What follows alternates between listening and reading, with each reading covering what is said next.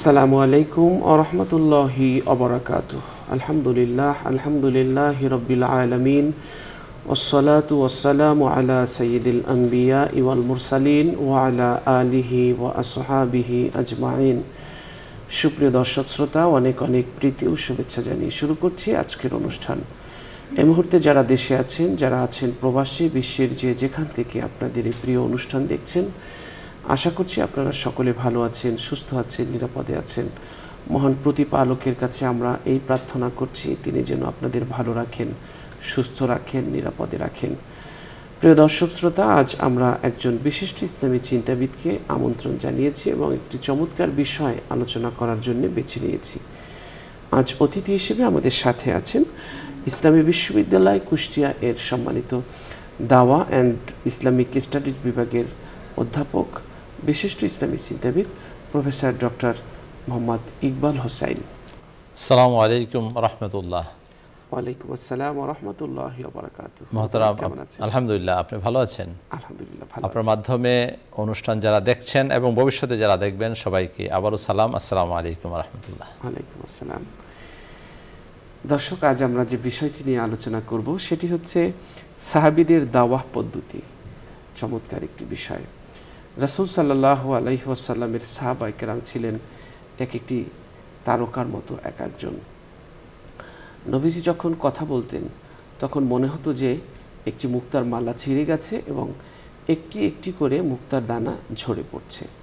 সাহাবীরাও তাদের কোমল ভূমিতে এই বাণীগুলো ইমানের কালি দিয়ে নূরের হরফে খোদাই করে লিখে রাখতেন। এমনভাবে নবীজির বাণী শুনতেন, মনে হতো যেন একটু যদি মাথা নাড়াচাড়া দেন তাহলে মাথায় দাঁড়িয়ে থাকা পাখিটি উড়ে যাবে। এই জন্য তারা নীরবে একেবারে একান্ত চিত্তে তারা শুনতেন। রাসূল সাল্লাল্লাহু আলাইহি ওয়াসাল্লামের সাহাবীরা এই রাসূল সাল্লাল্লাহু আলাইহি ওয়াসাল্লামের কাছ থেকে শুনতেন এবং তারা কৌশলের মাধ্যমে পথহারা পথভোলা মানুষদেরকে আলোর পথে নিয়ে আসার জন্যে তারা ছুটে চলতেন প্রান্ত থেকে প্রান্তরে। তারা এই দিনের বাণী, ইসলামের বাণী মানুষের কর্ণকুহরে পৌঁছে দিয়েছেন, মানুষের হৃদয়ে জায়গা করে দিয়েছেন রাসূল সাল্লাল্লাহু আলাইহি ওয়াসাল্লামের আদর্শের। সে কারণেই মানব সভ্যতার সবচেয়ে নিচের মানুষগুলো সভ্যতার সবচেয়ে দামি মানুষে পরিণত হয়েছিল। অন্ধকারাচ্ছন্ন যুগের সেই নিকষ কালো অন্ধকার থেকে অন্ধকারের বুক চিরে এনে সে মানুষগুলোকে সভ্যতার সবচেয়ে দামি মানুষ বানিয়েছিলেন সাহাবায়ে কেরাম। তাদের সুন্দর পদ্ধতিতে দাওয়াত দেওয়ার মাধ্যমে, সেই দাওয়াত গ্রহণ করার মাধ্যমে তারা হয়েছিল উন্নততর, পবিত্রতর, মহত্তর। তাদের জীবনের লক্ষ্যকে তারা খুঁজে পেয়েছিল, তারা সাফল্য লাভ করেছিল দুনিয়ার জীবনে এবং পরকালের জীবনে। চলুন আজ আমরা শুনব সাহাবীদের দাওয়া পদ্ধতি কেমন ছিল, এই বিষয়টি নিয়ে একটি চমৎকার আলোচনা। চলুন আমরা অতিথির কাছে যাচ্ছি। জি মোহতারাম। ধন্যবাদ মাওলানা সেলিম আজাদি ভাই, আপনার চমৎকার উপস্থাপনায় আপনি ইতিমধ্যে জানিয়ে দিয়েছেন যে আমরা আজকে রাসূল করিম সাল্লাল্লাহু আলাইহি ওয়াসাল্লামের যারা আসহাব ছিলেন, যারা মণিমুক্তার মতো চতুর্দিকে ছড়িয়ে থাকতেন, সেই আসহাবে রাসূলদের দাওয়া পদ্ধতি নিয়ে আমরা আলোচনা করব। খুবই মৌলিক এবং চমৎকার একটি বিষয়। কারণ হলো আমরা সবসময় দাওয়ার কথা বলি যে দাওয়া প্রচার করতে হবে, তারপরে এই দাওয়ার মাধ্যমে ইসলাম সবার মধ্যে ছড়িয়ে দিতে হবে। কিন্তু এই পদ্ধতিগুলি আমরা কোথায় পেয়েছি, মূল রুট কোন জায়গায়, সে রুট নিয়ে আজকে আমরা আলোচনা করব। রাসূল করিম সাল্লাল্লাহু আলাইহি ওয়াসাল্লামের আসহাব যারা ছিলেন, আপনার উপস্থাপনা খুব চমৎকার বলেছেন যে যদিও কিছুটা ইখতিলাফ আছে রেওয়ায়াতের ব্যাপারে, তারপরে যেটা রেওয়ায়াতের ব্যাপারে মৌলিক একটি কথা হলো যে জিনিস মানুষকে ভালো কাজে উৎসাহিত করে, সেই রেওয়ায়াত যদি গরিব হয় বা দঈফ হয়, এটা আমল করা যায় যদি মৌলিক ইবাদতের সাথে কোনো কন্ট্রাডিক্টরি না হয়। তো এখানে ইখতিলাফ থাকলেও যে আসহাবে কান নুজুম, আপনি যেটা বলেছেন তারকা, প্রত্যেক দে ওয়াজ দ্য গ্লিটারিং পার্লস। এক কথায় এমনভাবে তারা ইসলামকে ধারণ করেছেন এবং সেটাকে বহন করেছেন সারা পৃথিবীতে। পৃথিবীর যত ঐতিহাসিকরা আছেন, ওরিয়েন্টালিস্ট, ইস্টার্ন, অক্সিডেন্টালিস্ট, যারা ওরিয়েন্টালিস্ট পশ্চিমের যারা গবেষণা করে ইসলাম নিয়ে এবং ইসলামকে বুহতান দিতে চায়, কোনো কোনো বিষয়ে অপবাদ দিতে চায়, সবাই কিন্তু এই ব্যাপারে একমত হয়েছে যে রাসূল করিম সাল্লাল্লাহু আলাইহি ওয়াসাল্লাম এমন সব অনুসারী রেখে গেছেন, এমন অনুসারী পৃথিবীতে রেখেছেন, এবং তারা রাসূল সাল্লাল্লাহু আলাইহি ওয়াসাল্লামের বাণীকে সংরক্ষণের জন্য এমন বৈজ্ঞানিক পদ্ধতি আবিষ্কার করেছেন, এটা কিন্তু তাদের কথা, সবার কথা, যা থেকে যে এলেম পৃথিবীতে পূর্বে কখনো আসেনি, ভবিষ্যতে কখনো আসবে না। আপনি চিন্তা করুন, হাদিসের ব্যাপারে যদি আমরা কথা বলি, আজকে মুনকারে হাদিস যারা আসছে, সেটা অন্য বিষয়ে আরেক যে সুযোগ হয় কথা বলবো। আজকে হাদিস শাস্ত্র ইসলামকে সার্বিকভাবে ব্যাখ্যার জন্য রাসূল সাল্লাল্লাহু আলাইহি ওয়াসাল্লামের যে কথা, কাজ, মৌন সমর্থন, এটাকেও হাদিস বলা হয়ে থাকে। একটা হলো ওহিয়ে মাতলু, একটা হলো ওহিয়ে গায়রে মাতলু। এই যে গায়রে মাতলু ওহিকে ধারণ করেছে কারা?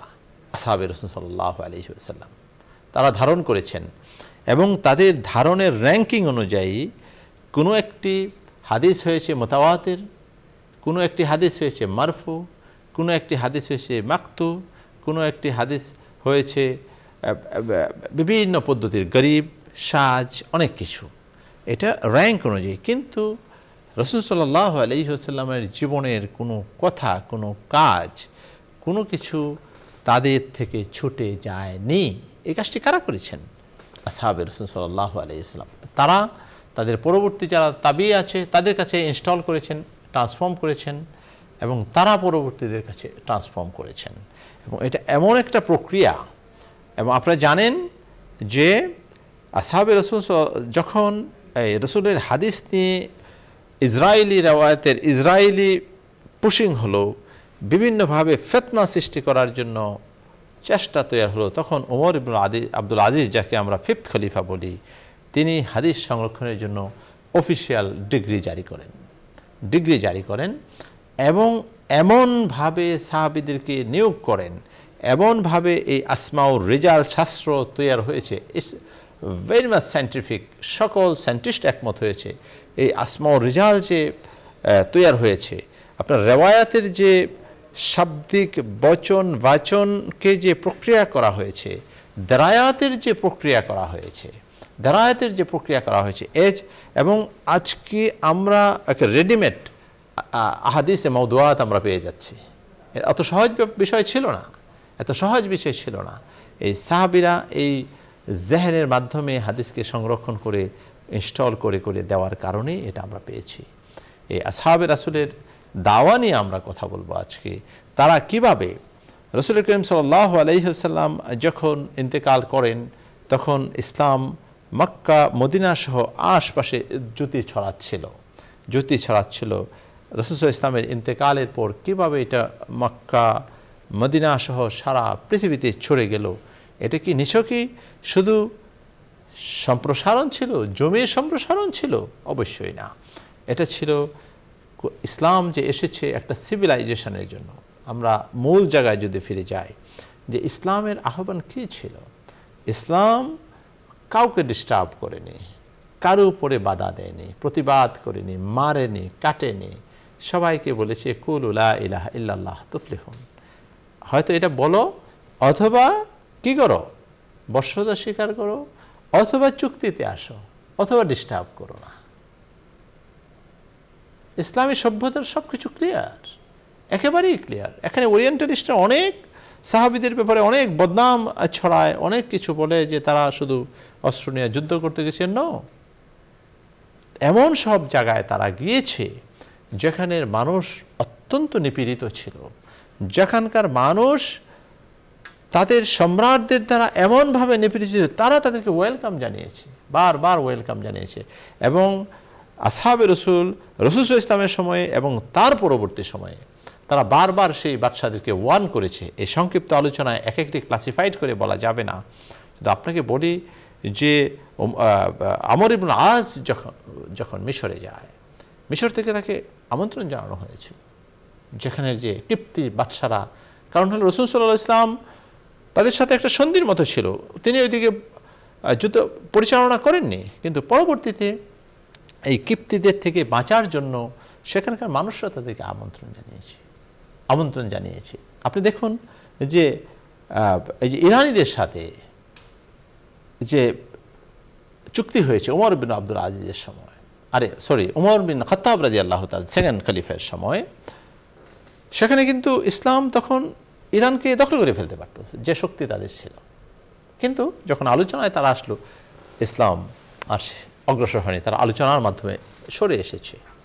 ঠিক এইরকমভাবে আপনি জানেন যে বাইজেন্টাইনদের সাথে হারকেলের সাথে সব সময় ইসলাম ডিফেন্সিভ মোডে ছিল। কারণ হলো তারা চেয়েছে একটা জিনিস, যে কুলু লা ইলাহা ইল্লাল্লাহ তুফলিহুন।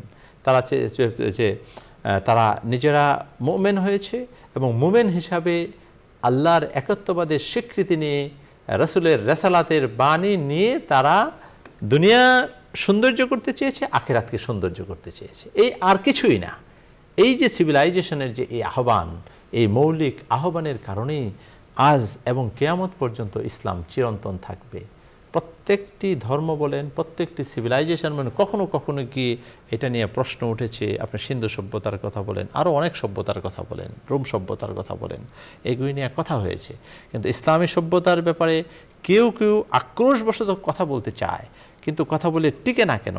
কারণ হলো ইসলামের এই রাসূল সাল্লাল্লাহু আলাইহি ওয়াসাল্লামের দাবি এবং তার পরবর্তীতে তার যে ঝান্ডা নিয়ে যে সাহাবীরা দাওয়াতের কাজ করেছে, মক্কা, মদিনা, তারপর হলো জাজিরাতুল আরব এবং যারা সারা পৃথিবীতে ছড়িয়ে পড়েছে, তারা মানবতার কথা নিয়ে গিয়েছে, তারা সত্যের কথা নিয়ে গিয়েছে। তাদের দাওয়াতের যে চেতনা ছিল, তাদের চেতনাটা ছিল হলো এমন যে কেউ কেউ বলছেন, মুফাসসিররা বলেছেন, অনেক সাহাবী বলেছেন যে তাদের মধ্যে রিপ্লেকা ছিল রাসূল করিম সাল্লাল্লাহু আলাইহি ওয়াসাল্লামের, এবং কোরআন এই কথার স্বীকৃতি দিয়েছে। আল্লাহ রাব্বুল আলামিন বলেছেন যে লাকাদ রাদিয়াল্লাহু আনিল মুমিনিন। এখানে বলা হয়েছে কি? সাহাবীদের কথা বলা হয়েছে। তারপরে বলেছে আস-সাবিকুনা ওয়াস-সাবিকুনাল আউয়ালুন মিনাল মুহাজিরিন ওয়াল আনসার, তাই না? তারপরে বলেছে যে মুহাম্মাদুর রাসূলুল্লাহ ওয়াল্লাযিনা মাআহু আশিদ্দাউ আলাল কুফফারি রুহামাউ বাইনহুম তারাহুম রুক্কান সুজ্জাদান ইয়াবতাগুনা ফাদলাম মিনাল্লাহি ওয়া রিদওয়ানা। এখানে সাহাবীদের কথা বলা হয়েছে। অসংখ্য জায়গায় কোরআনে সাহাবীদের কথা বলা হয়েছে। তাদের ব্যাপারে এত রাসূল সাল্লাল্লাহু আলাইহি ওয়াসাল্লাম তো বলেছেন যে খায়রুল কুরুনে করনি সুম্মাল্লাযিনা ইয়ালুনাহুম সুম্মাল্লাযিনা ইয়ালুনাহুম। স্পষ্ট করে তিনি একটা ডিফাইন করে দিয়েছেন। তারপরেও কেউ কেউ যদি ইখতিলাফ করে সাহাবীদের ঐতিহাসিকভাবে পর্যালোচনা করা যায়, কিন্তু কেউ যদি তাদের অবদানকে ছোট করতে চায়, কেউ যদি এই মুনকারে হাদিসের কথা বলে হাদিসকে বাদ দিয়ে ইসলামকে চর্চা করতে চায়, আমি আপনার মাধ্যমে অন্তত আমি ক্ষুদ্র মানুষ যতটুকু পড়াশোনা করেছি, আমি বলবো তারা যাতে আরও সফটলি কোরআন এবং হাদিসকে পরিচালনা করে। আমি এই কথা বলবো না যারা আল্লাহকে বিশ্বাস করছে, রাসূলকে বিশ্বাস করছে, তাদের ঈমানের ব্যাপারে নিশ্চয়ই প্রশ্ন আসবে, কিন্তু আমি বলবো না যে আপনারা বের হয়ে গেছেন, আপনারা ফিরে আসুন। আমি এই কথা বলবো, সহজ বলবো। কারণ হলো হাদিসকে বলা হয়েছে ওহিয়া গায়রে মাত্র রাসূল ওমা ইয়ানতিকু আনিল হাওয়া ইন হুয়া ইল্লা ওয়াহয়ু ইউহা। রাসূল সাল্লাল্লাহু আলাইহি ওয়াসাল্লাম কোনো কথা ওহী ছাড়া, আল্লাহর নির্দেশ ছাড়া কোনো কিছু বলেননি। সুতরাং এইটারও স্টেক হোল্ডার আল্লাহ রাব্বুল আলামিন। কেন? যে কোরআন যেমন বলেছে যে এটা কেউ নষ্ট করতে পারবে না, আল্লাহ দায়িত্ব নিয়েছেন। আর এই হাদিসের দায়িত্ব না নিলেও প্রকারান্তরে যেহেতু এটাকে ওহী বলেছেন, প্রকারান্তরে এটা রক্ষার জন্য এমন সায়েন্টিফিক পদ্ধতি বের করেছেন যেটাকে বলা হয়েছে, আমরা কি বলছি, ইলমুল হাদিস, উসুলুল হাদিস যেটাকে আমরা বলি।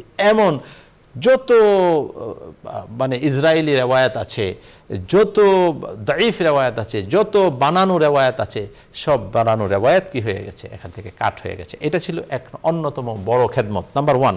আমি এটা নিয়ে একটু লম্বা কথা বলেছি এই জন্য যে এই মুনকারে হাদিসরা বর্তমানে আমাদের সমাজেও আমরা দেখছি খুব প্রভাবশালী হয়ে উঠছে। বিশেষ করে ইউটিউবে এমন কিছু আলোচনা, এগুলি হচ্ছে বিভিন্ন জায়গায় তারা এই হাদিসকে অস্বীকার করতে চান, অস্বীকার করতে চান, এই ব্যাপারে আমাদেরকে অত্যন্ত সতর্ক থাকতে হবে।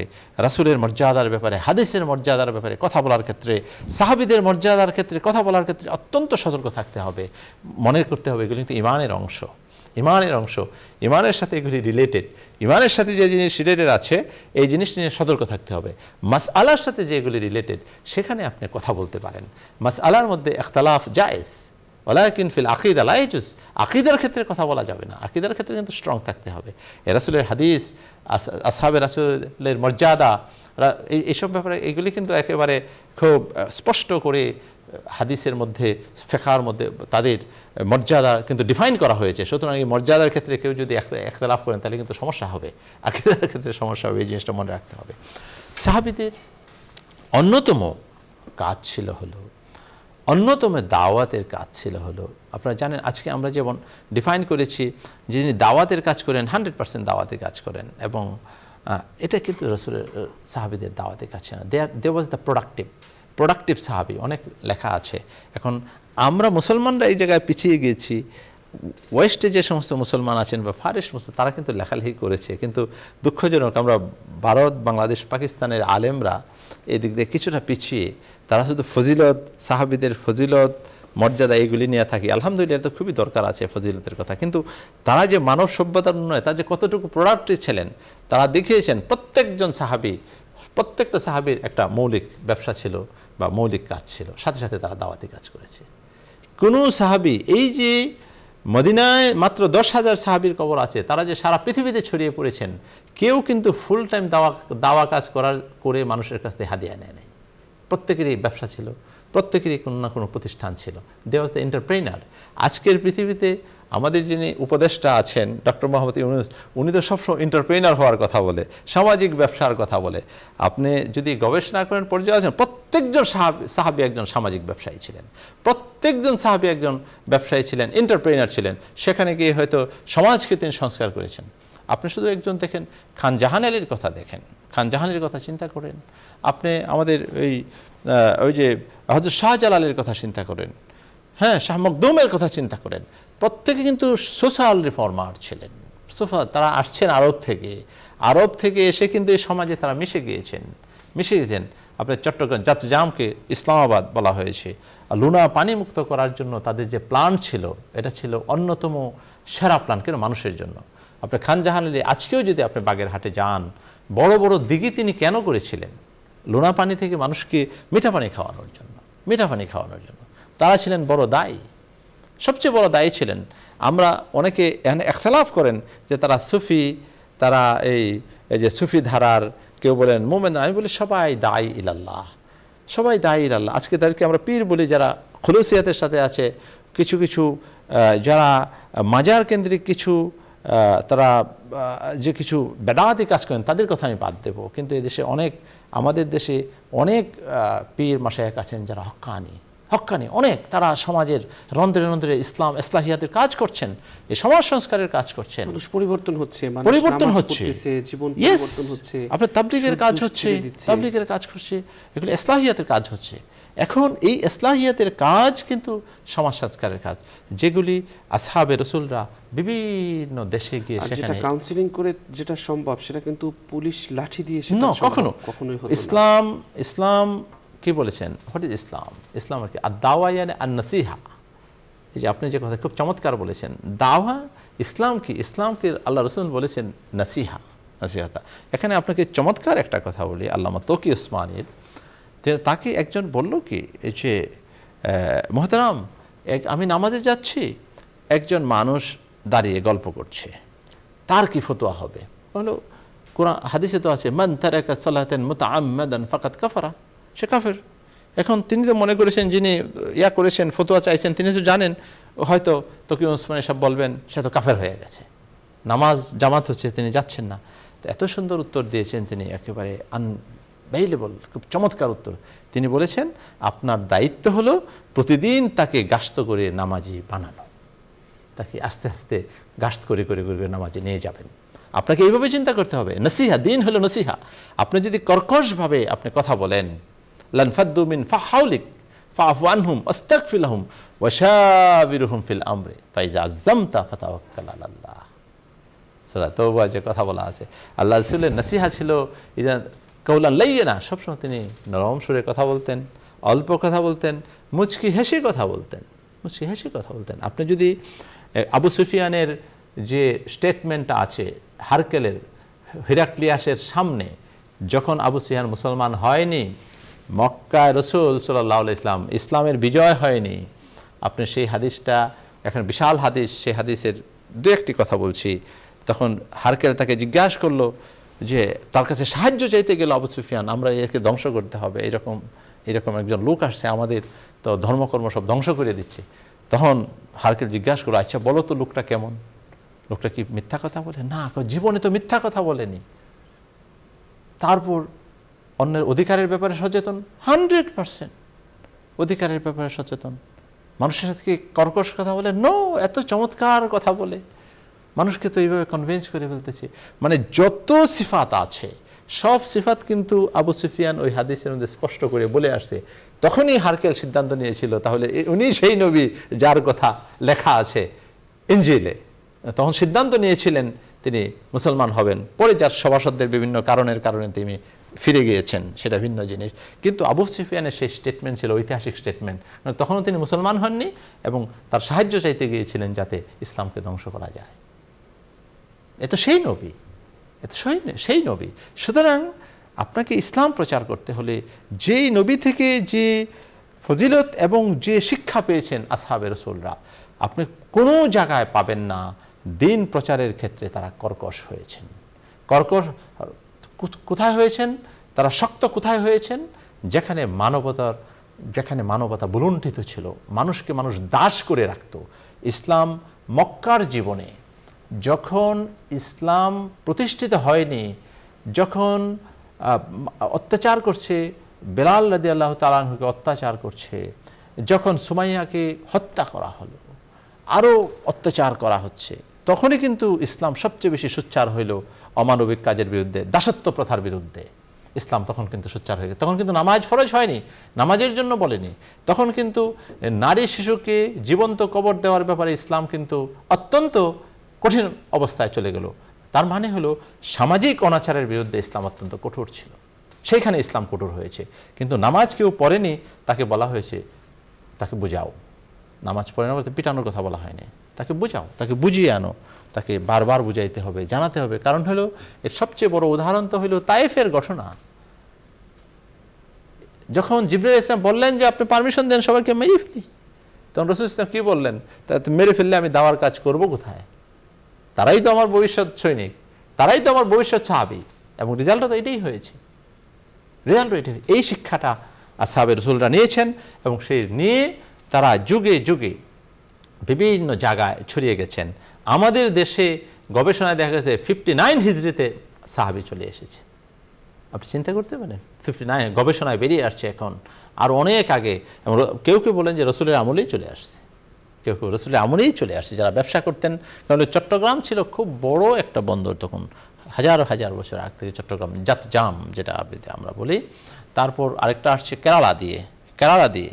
হ্যাঁ, সুনীতি কুমারের লেখায় স্পষ্ট করে আসছে যে কেরালায় হইল ইসলামের কিন্তু তৃতীয় মসজিদ, কাবার পরে মসজিদে নববী, তৃতীয়টাই হলো কেরালার যে মসজিদ, যেটা পেরুমল চেরুমল মসজিদ আমরা বলি। এই ঐতিহাসিক যে এই বাদশাহ দেখেছেন চন্দ্র রসুল কীভাবে দ্বিখণ্ডিত করেছেন, তারপর সেখানে গিয়ে যে ইসলাম গ্রহণ করেছেন, সে এক অন্যরকম ইতিহাস, মজার ইতিহাস। তো তারা এখানে এসেছেন এবং সে রাজা নিজে ইসলাম গ্রহণ করেছেন। একতলাফ আছে, কিন্তু একতলাফ ঐতিহাসিক ব্যাপারে থাকতেই পারে, কিন্তু this is a recorded history. এখন আমার সৌভাগ্য হয়েছে আমি পেরুমল মসজিদ আমি দেখে এসেছি সেই কেরালাতে। অত্যন্ত সম্মানের সাথে সেখানে যায়, হিন্দু মুসলমান সবাই খুব সম্মানের সাথে সেই স্থাপনাকে রক্ষা করেছে এবং তারা সবাই জানে এটা একটা পবিত্র স্থান।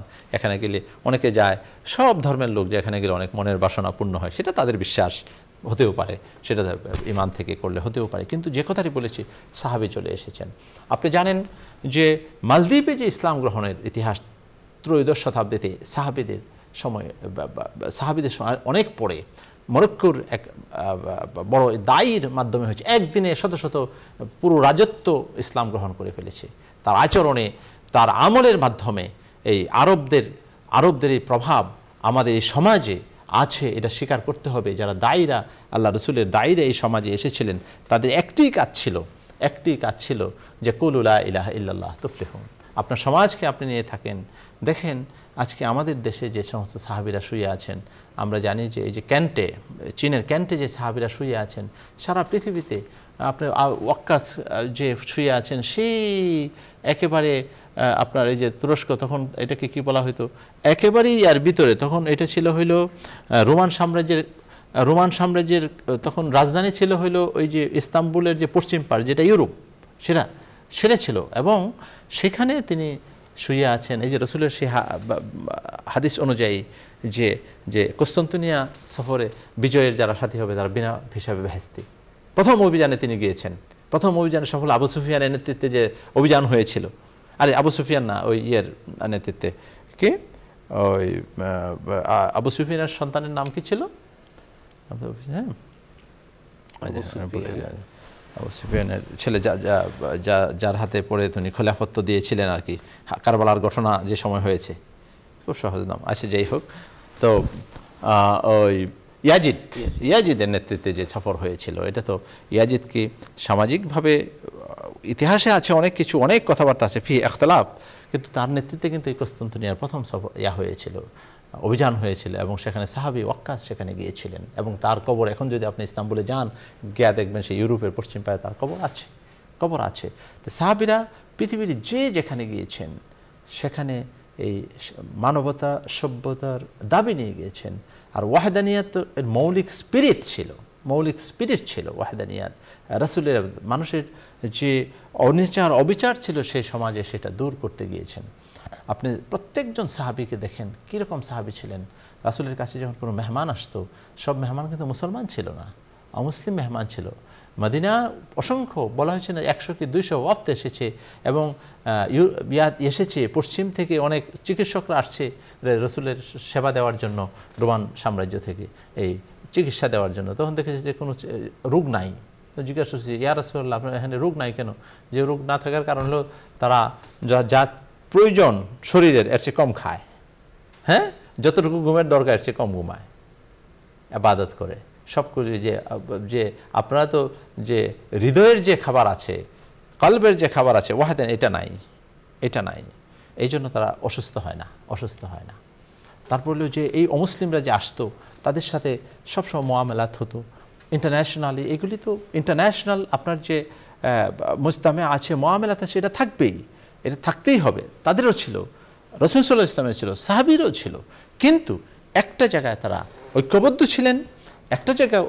ছিলেন, যে ইসলামের আলোকে এই সমাজকে পরিচালিত করার জন্য, ইসলামের আলোকে এই পৃথিবীকে আলোকিত করার জন্য, ইসলামের বাণীকে তারা পূর্ব থেকে পশ্চিম, পশ্চিম থেকে পূর্ব সব জায়গায় ছড়িয়ে দিয়েছেন।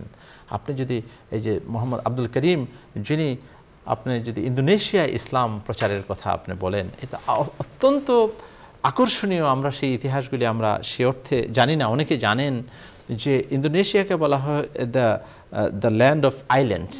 সবগুলি কিন্তু দ্বীপ, 17,000 দ্বীপের সমন্বয় হলো ইন্দোনেশিয়া। সেখানে ইসলাম এত প্রভাবশালী হলো কেন? দেখেছি যে এটা অনেকে বিশ্বাস করেন বা অনেকে বিশ্বাস করেন, সেটা ভিন্ন জিনিস, কিন্তু বিশ্বাস করতে হবে মুজিজা, কারামত, এগুলি আমাদের বিশ্বাসের অংশ।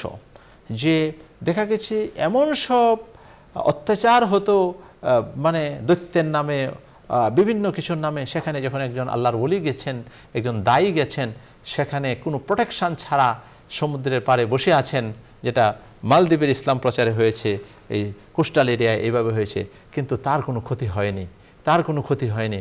অথবা তিনি যাওয়ার আগে সেখানে তারা নারীকে উৎসর্গ করতে হইতো, জীবন্ত জবাই করতে হইতো, বলি দিতে হতো, শত শত প্রাণী দিতে হতো, মনে করতো যে, কিন্তু ইসলাম যিনি প্রচার করতে গেছেন তিনি বলছেন কাউকে দিতে হবে না, আমি বসে আছি, জবাই যদি হতে হয় আমি হব। তা গেছে, পরদিন সকালে সবাই গিয়ে দেখছে উনি খুব সুন্দর মতো আছেন, যেভাবে আছেন উনি ইবাদত করতেছেন, নামাজ পড়তেছেন। এটা দেখার পরে শত শত মানুষ ওই এলাকার শাসক সহ সবাই মুসলমান হয়ে গেছে। তারা কারণ হলো তারা আল্লাহকে বিশ্বাস করেন, আল্লাহ রসুলের উপরে তারা রাসালাতের বিশ্বাস করেছেন, তাই যার ফলে তাদের মধ্যে কোনো ভয় ছিল না, তাদের মধ্যে দুনিয়ার সম্পদের ভয় ছিল না। একজন রসুলের কাছে একজন মেহমান এসেছে, সেই মেহমানকে উনি কোথায় দিবেন? একজন সাহাবীর সাথে দিয়েছেন, তার ঘরে খাবার নেই, তিনি খাবারের অভিনয় করেছেন, সাহাবীকে এই মেহমানকে খাওয়াইছেন। তাহলে তো এইরকম মানুষ ছিল, এইরকম মানুষ তিনি তৈরি করেছেন। কিন্তু আমরা যারা তার উম্মত, রাসূলের উম্মত, একটা কথা বিনয়ের সাথে বলতেই হয়, আজকে দেখেন আমাদের গড়ে আজকে দেখা যায় প্রত্যেকের ঘরে ফ্রিজ আছে, 3 মাসের খাবার আছে, 1 মাসের 15 দিনের 20 দিনের খাবার আছে। আমরা পাগলের মতো আমাদের কাছে ঘরে নাই খাবার, আবার বাজারে গিয়ে খামচি করি, অনেক কিছু করি। এই অবস্থা থেকে আমাদের বের হয়ে আসতে হবে। এই চিন্তা থেকে আমাদের যদি বের হয়ে আসতে পারি, তাহলে সাহাবীদের ইসলাম প্রচারের যে চেতনা, রাসূলের যে ইসলাম প্রচারের চেতনা, আমার কালকে কি হবে এটা নিয়ে আমার অত টেনশন দরকার নাই। হ্যাঁ, টেনশন থাকবে, কিন্তু এই জন্য আমাকে ওরিড হলে চলবে না। আমার আজকে যে পাখিটা ঘর থেকে বের হয়ে যায়, সে জানে না তার খাবার কোথায় আছে, কিন্তু সে কিন্তু পেট ভরেই করে ফিরে আসে। সুতরাং আমাকে মনে করতে হবে, সর্বশেষ একটা কথা বলি, যেটার জন্য আমরা সবচেয়ে বেশি দৌড় পারি, রিজিক। এই রিজিকের কনফার্মেশন আল্লাহ বলেছেন হাদিসের ভাষা 50 বছর আগে এই পৃথিবীতে আছে।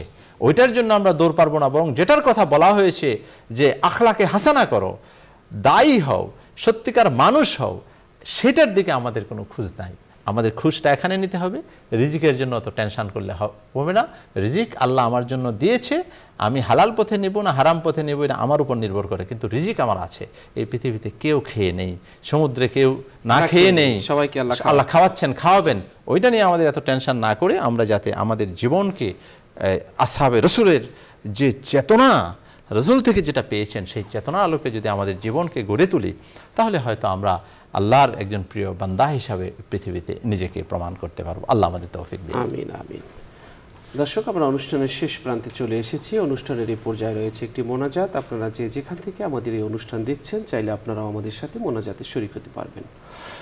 আল্লাহুম্মা সাল্লি আলা সাইয়্যিদিনা ওয়া নাবিয়িনা ওয়া শাফিয়িনা ওয়া হাবিবিনা ওয়া মাওলানা মুহাম্মদ সাল্লাল্লাহু আলাইহি ওয়া আলা আলিহি ওয়া আসহাবিহি ওয়া বারাকা ওয়া সাল্লাম। আলহামদুলিল্লাহ, আলহামদুলিল্লাহি রাব্বিল আলামিন, والصلاة والسلام على سيد الأنبياء والمرسلين وعلى آله وأصحابه أجمعين.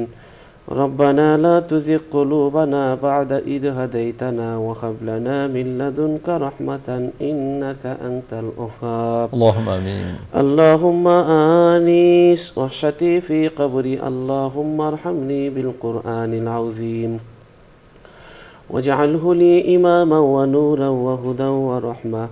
اللهم ذكرني منه ما نسيت وعلمني منه ما جهلت وارزقني تلاوته آناء الليل وآناء النهار واجعله لي حجة يا رب العالمين. اللهم آمين.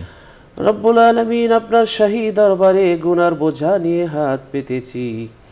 আপনি জানা অজানা শিরক বিদআত শয়তানের ধোঁকায় পড়ে, নফসের তাড়নায় পড়ে যত ধরনের গুনাহ খাতা করেছি, সমস্ত গুনাহ খাতা আপনি মাফ করে দিন। রব্বুল আলামিন, যা করেছি অতীতে রব্বুল আলামিন মাফ করে দিন।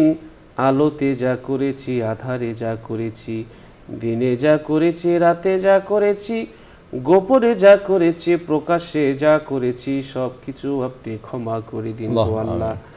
আমাদের জীবন থেকে আল্লাহ ক্ষোভ না পাওয়া, পরশ্রী, কাতরতা, লোভ, লালসা, অহংকার, হিংসা, বিদ্বেষ সব কিছু আপনি দূর করে দিন।